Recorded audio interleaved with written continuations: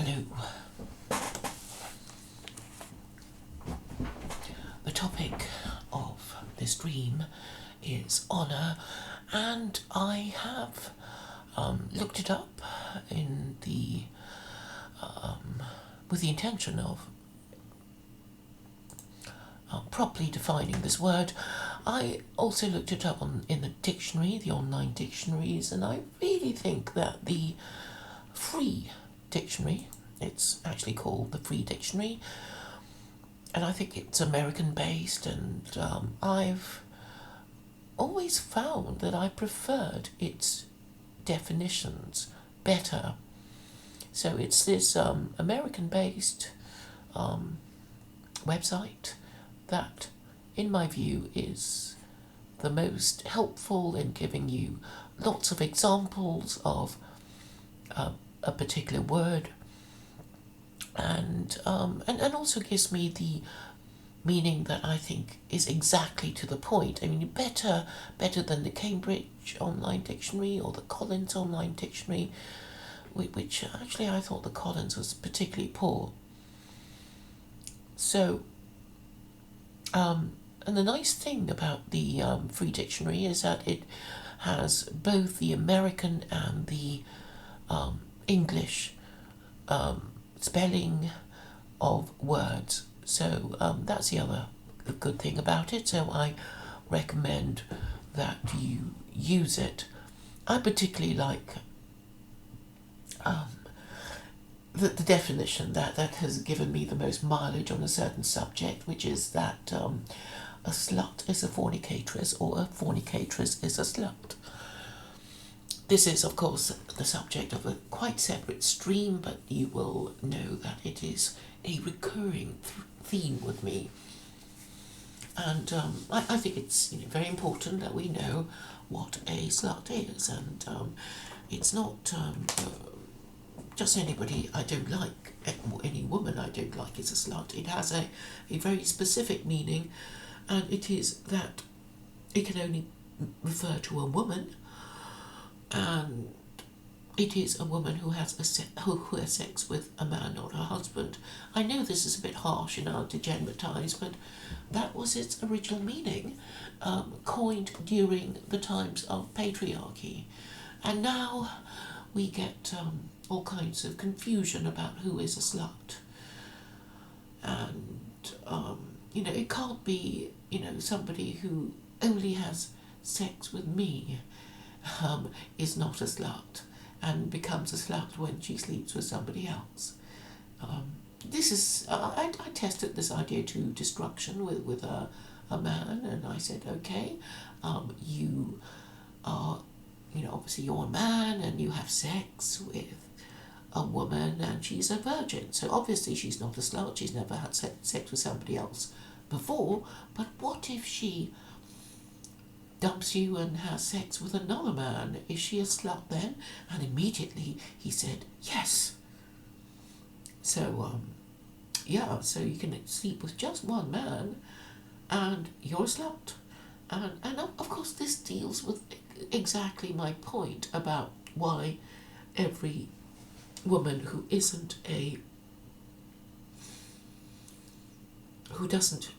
why any woman who has sex with a man, not her husband, is a slut, because she is in theory in the danger of getting knocked up, and if she gets knocked up, she can go from virgin to slut single mother in just one fuck. And therefore it is this reason that you that technically you're supposed to consider every fornicatress as a slut. Of course, there is this little difference between a suspected sex offender and a convicted sex offender. And as far as I'm concerned, a convicted sex offender is an unmarried parent. So, what else can you, what explanation can you use to excuse the fact that you're a unmarried mother? That it was a virgin birth? Surely not. So unless you're going to rely on improbable excuses and explanations for the fact that you gave birth to an illegitimate offspring, the only explanation must have been that you had sex as a slut. And this should not henceforth, I mean, when secular Quranism is ever in force, that should be the rule, that all unmarried parents get 100 lashes per illegitimate offspring. Now I talk about honour. And what is honour? Honour is, well, it is being suggested that honour is a different thing for women and men, because a woman's honour is her chastity. So obviously,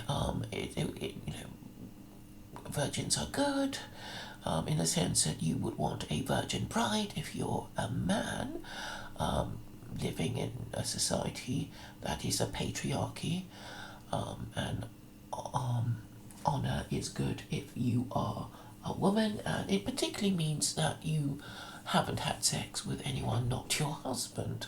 So that is what is meant by a woman's honour. It means more that she is not unchaste, but for a man it means a little more than that, and it means, of course, his integrity. And what do we mean by integrity? It means his general reputation for honesty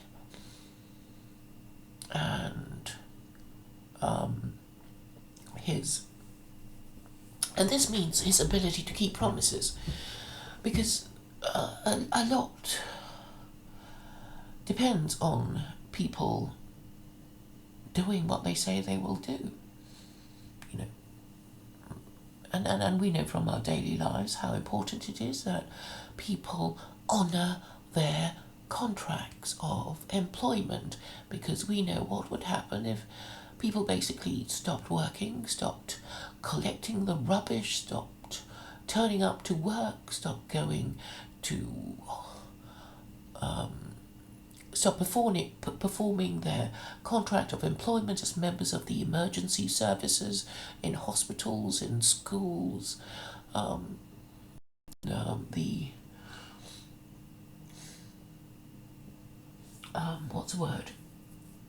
the public utilities of, water and electricity and gas and, all the things that we take for granted until it's withdrawn. And of course I mean dustmen, people who collect the rubbish, all the horrible jobs that we don't want to do. Sanitation workers, sewage workers, those people. What if those people decided not to honour their contract? Then I think a lot of civilised life would, grind to a halt. So honour is not just about telling the truth, it is about keeping promises and doing what we said we would do. And marriage vows come to mind, but really, at a very practical level, we're talking about telling the truth and keeping promises and honouring contracts. So, whether you're an honourable person or anyone who's considered honourable or not, you have to think of it as basically telling the truth and keeping your promises. And it used to be the case that Englishmen who worked in the stock market had a rule of sealing deals with a handshake.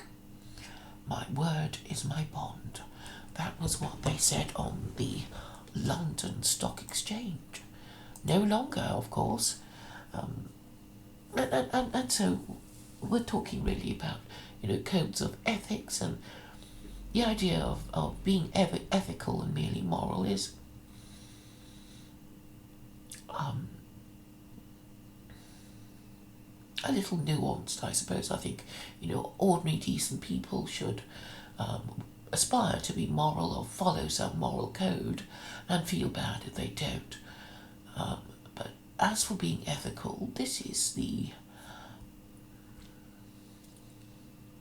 preoccupation of people in positions of power and influence, people in government, politicians. We want them to be more than merely telling the truth and honouring their contracts and keeping their promises. We want something a little bit more from them, and this is what's called ethics. But if we just get lying politicians, we're not going to get honourable politicians who do not just what they are required to do as moral people, but honourable people. So that's going, the extra mile of not just keeping to the letter of the law, but the spirit of the law, going, as the Americans would call it, beyond the call of duty. And it used to be, well, actually, it's still the case that members of Parliament are called Right Honourable Members. So it would be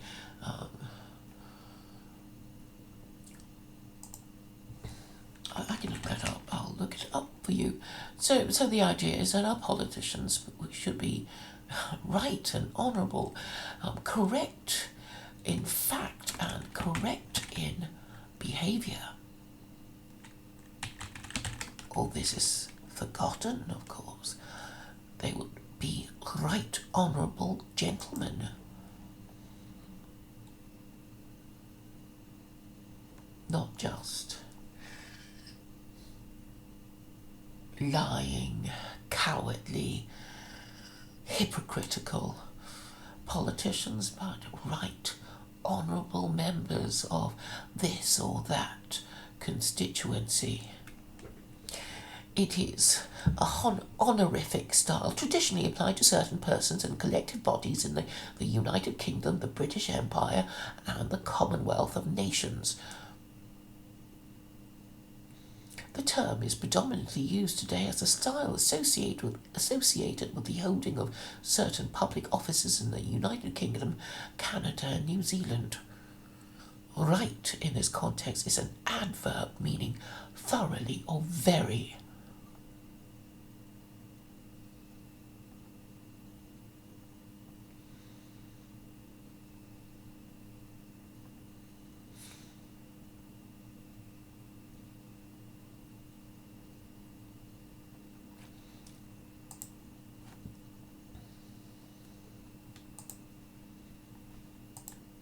Oh, some people in the chat. Hello, John. Hello, Conops. Fancy seeing you here.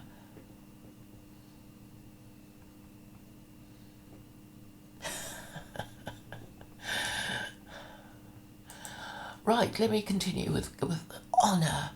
So okay, it used to be the case that, just ladies, don't even bother with, don't trouble your pretty head and ruffle up your nice hairdo with ideas of honour. Just don't fuck around and we'll all be fine. Don't have sex with men not your husband, and society will be all right. This is all you have to do. Such a simple rule. Just do it, okay? We're not asking you much. You do know when you've been married, don't you, dears? And just don't fuck anyone that's not your husband, and everything will be fine. That's all you have to do. Until, unfortunately, they stopped observing this rule, and almost every man wants to fuck a woman not his wife and can't see the problem with it. And it lies at my door, this terrible responsibility of having to inform Western men where they have gone wrong. And they won't be told. because they're too afraid of all these sluts who might withdraw sexual access from them, so they don't want to talk about it. And that's, the alt-right and the entire Western political establishment, because the entire West is now a matriarchy and it has no idea of honour, because all they know is sex and shopping, materialism, in other words. Sex with people. I mean, okay, people are material. The person you want to have sex with is made of flesh and blood and material, and you can see them. So is a sex toy. So is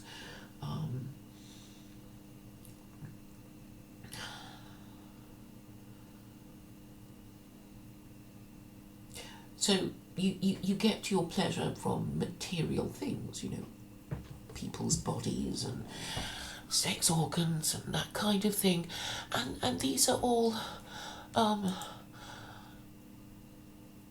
nothing to do with abstract ideas of chastity, morality, of justice, of truth, of honour, those kind of abstract ideas that you can't wear or drink or eat or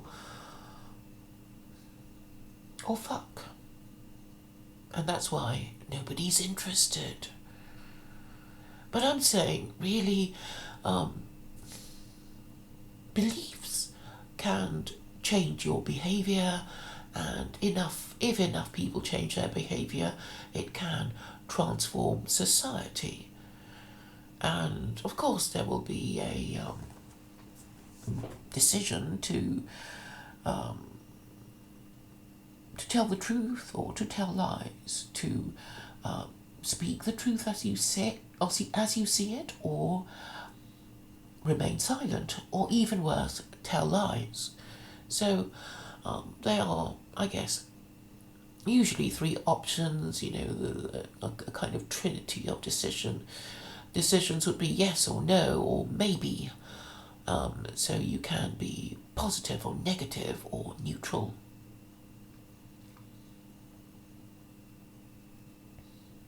And we can think about the ingredients of an honourable person, an ethical person, and in no way does it include telling lies. And so, if you encounter a person who is not known for telling the truth, or is in fact known for telling lies, whether, if he says later, oh, I was only joking, you can't deal with him because he's frivolous and therefore decadent and degenerate. You don't want, to kind of, turn up for a date, for example, and then to find that you've been stood up. You don't want to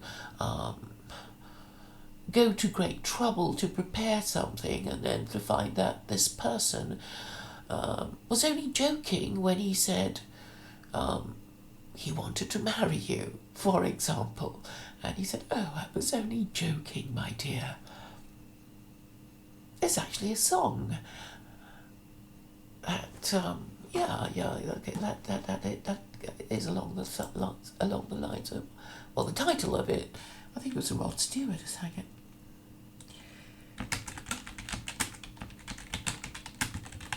Anyway, I know the tune, obviously, but I'm not going to sing it, but I'm looking up the lyrics for you. Ever since I was a kid in school, I messed around with all the rules, apologised and realised I'm not different after all. Me and the boys thought we had it sussed. Valentinos, all of us. My dad said we looked ridiculous, but boy, we broke some hearts.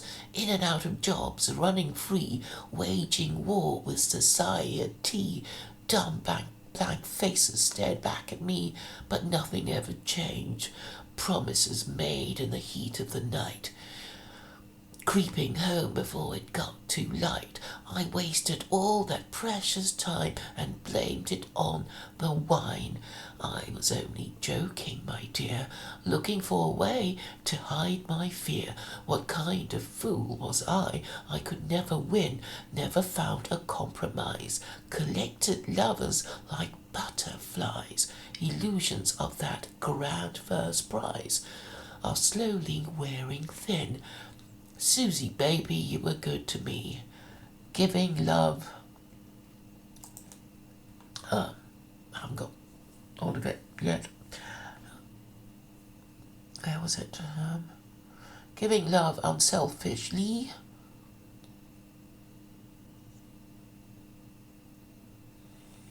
Sorry, I've lost my place. But you took it all too seriously. I guess it had to end. I was only joking, my dear, looking for a way to hide my fear. What kind of fool was I? I could never win. Now you ask me if I'm sincere. That's the question that I always fear. Verse 7 is never clear. But I'll tell you what you want to hear. I try to give you all you want, but giving love is not my strongest point. If that's the case, it's pointless going on. I'd rather be alone, 'cause what I'm doing must be wrong. Pouring my heart out in a song, owning up for, it says prosperity, but I think it must mean posterity, for the whole damn world to see. Quietly now, I turn a page. Act 1 is over without costume change. The principal would like to leave the stage. The crowd don't understand.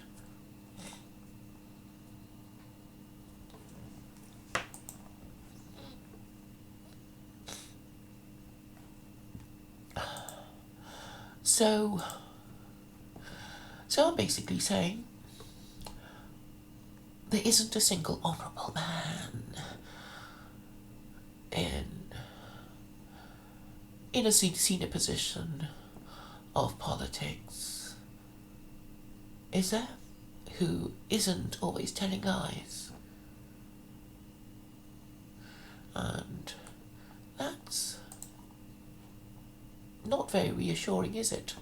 Because, this kind of shit behaviour just percolates downwards until everybody thinks, well, nobody tells the truth, everybody breaks their promises, nobody's ever punished, so why shouldn't I do what the hell I like and say whatever comes into my head at the time? Because it's only words.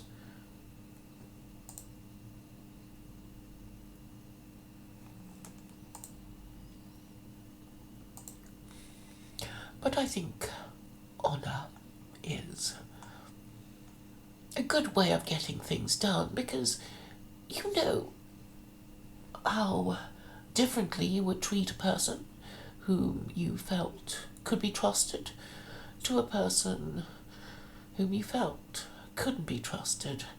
You can, if you can't reason in an abstract way about the nature and purpose and value of being trustworthy, you can at least understand at a personal level how you would feel if you let somebody into your home whom you felt you could trust with your loved ones, your possessions, to somebody whom you felt you would have to count your possessions the moment they left because you think they might have taken something away. In a more practical, understandable level, it would mean a good night's sleep or not being able to sleep at all because you're so worried about something bad happening because you left something precious in the charge of somebody whom you couldn't trust at all. So, at a personal level, I think you understand the role of trust. And of course, you can understand how your life would improve if you could trust your politicians. You wouldn't be assailed with this free-floating anxiety that your government doesn't care about you, that it is actually insane and about to start a third world war, about to do something terrible in your name, and everything's just going to go kaboom because they were mad, and the political system that you live under is mad, and your religion is kaput and was kaput a long time ago, and you don't know. You don't know what's going to happen because you don't know what's happening now, and you don't know whom to trust, who is telling you what is happening now. And do you even trust yourself? I mean, compare this kind of existence with somebody who believes that the purpose of our life is to obey God's laws. That's it. And if by any chance we acquired any happiness in the course of obeying God's laws, then we are fortunate indeed. And if we don't experience any particular happiness in the course of obeying God's laws, then we will get our reward in heaven, because we trust in this omnipotent being who is also omniscient, who is also perfectly just, who will reward us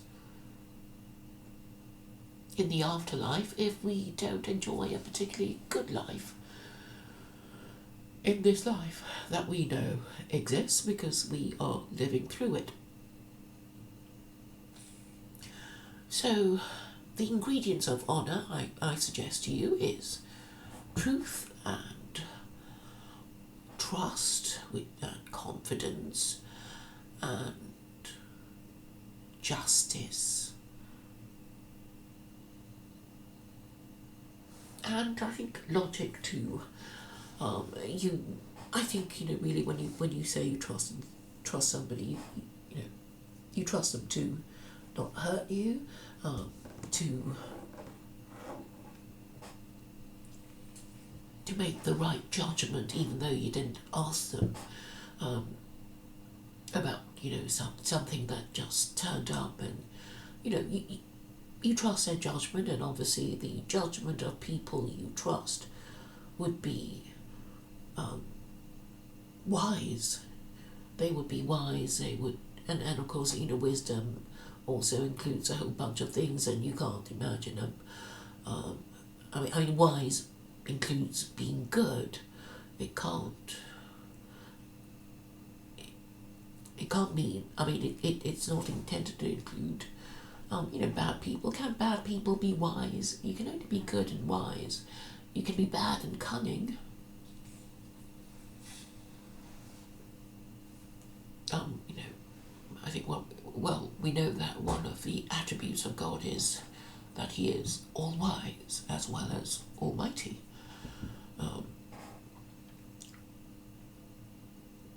You don't talk about God as being all cunning.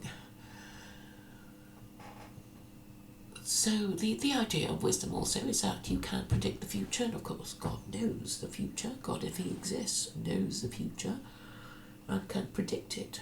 And of course wise people can also predict the future and can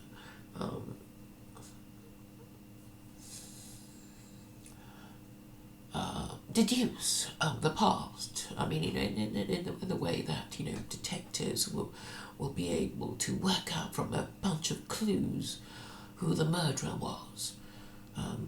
So yeah, wise people are good at deducing conclusions from just a few facts.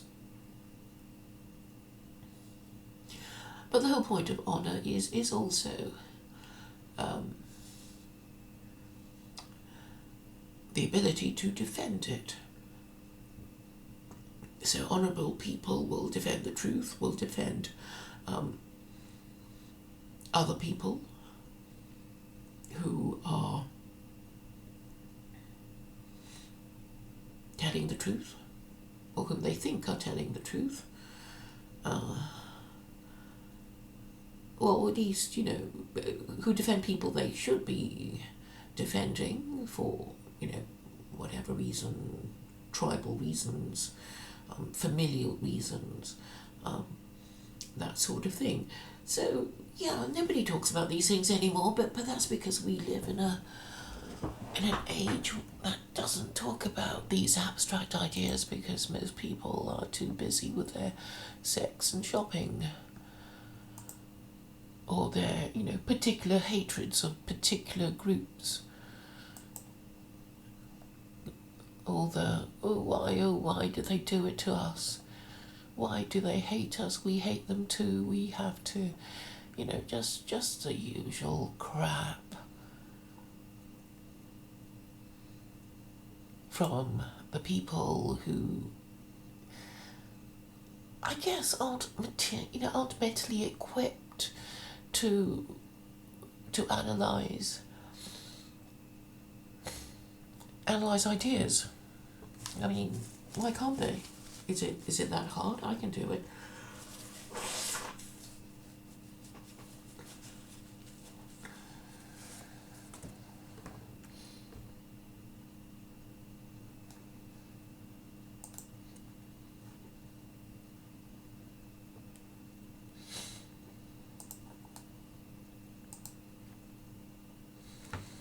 I know what they're doing. I know where they all are. They're of course at OVs. Let's see what they're talking about. Yeah. Are they talking about anything interesting? Anything life-changing? Or will they be talking about how much they hate Jews? Let's go and listen.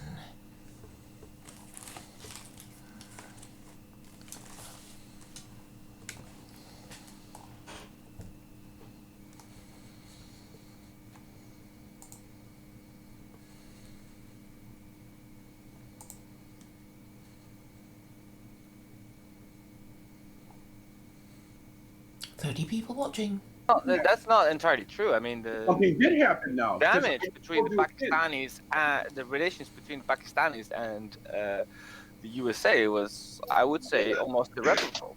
What a beastly species we are! Because now you just flip it, and now you want to make the argument. No, something did happen. You're just getting the whole wrong end of the stick. I will never. The Americans were the ones that violated Pakistani sovereign airspace. Oh yeah, that's what we really need in this world is more tolerance for Muslims. Oh Jesus Christ, that's not what I meant. That's why they were angry. I'm not saying anything about the justification and who's right or wrong. I'm just saying that's why they were fucking pissed off. All right, so the Pakistanis were really pissed off with the Americans, and the Pakistanis claimed they didn't know where that Osama bin Laden was in Pakistan. They said he was still in Afghanistan. Yeah. Well, what do you think they did know? Okay, this is sort of halfway interesting about how the Afghans felt honour-bound to defend their guest, honour-bound by the rules of hospitality to defend Osama bin Laden. That's pretty honourable.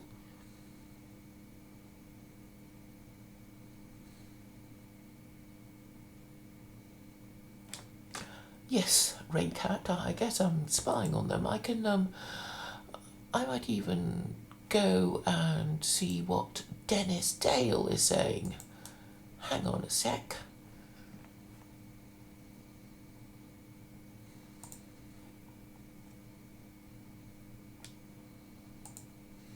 But I think really the problem is that we're too we're like noisy school children who won't pay attention in class, which is why, it takes ages to get a simple point across, because we prefer so much more to hear the sound of our own voices than to actually learn from somebody who knows about stuff, or talk about the things that are actually important and would help us work out the world. And, quote, build him a temple in Jerusalem, unquote, according to the book of Ezra 1:1 through 2. A successor to Cyrus later appointed Ezra to oversee the building. For his decree, Cyrus is bestowed the title of Yahweh. Okay, this is something about Jews. And Adam Green and Netanyahu.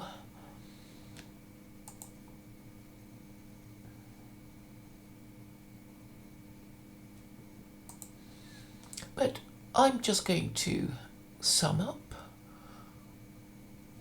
what I have been trying to tell you, which is that there are no honourable men in politics. There are no honourable journalists. There are no honourable lawyers or judges or politicians. There are no honourable men who will stand up for truth, logic, and morality. And that's why nothing works.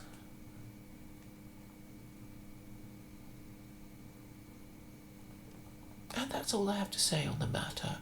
Thank you all for coming by.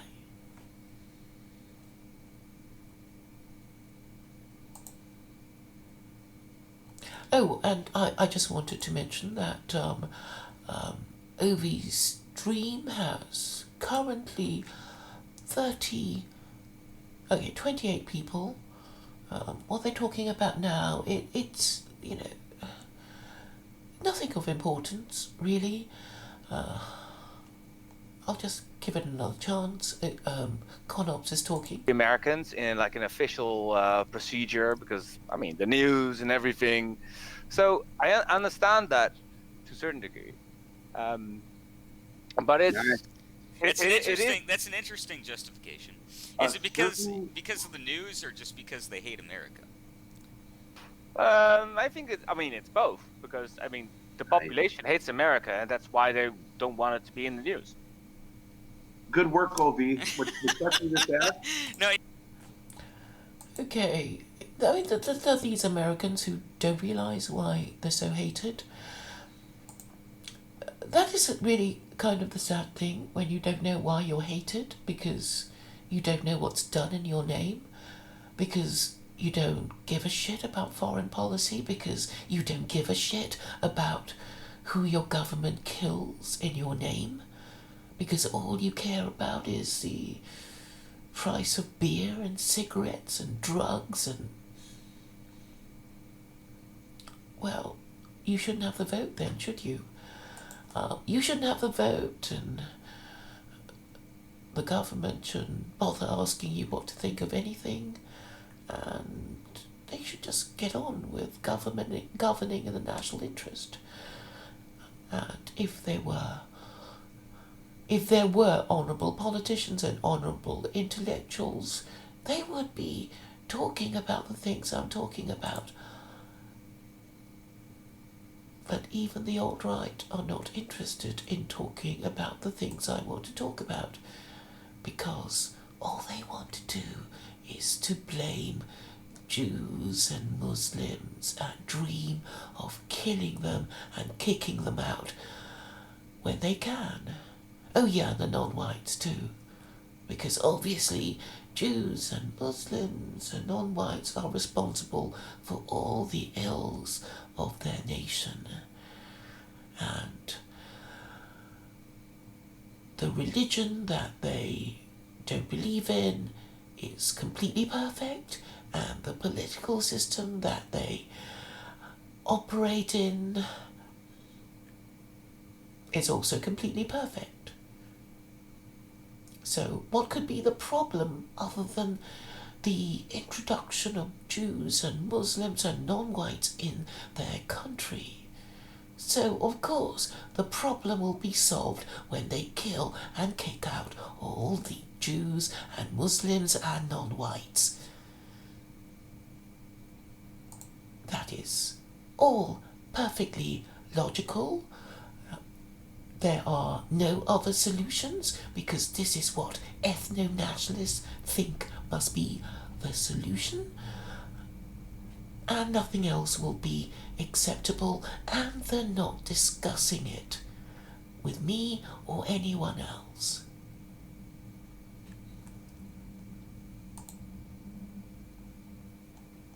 And that's why Western civilization is going down the toilet.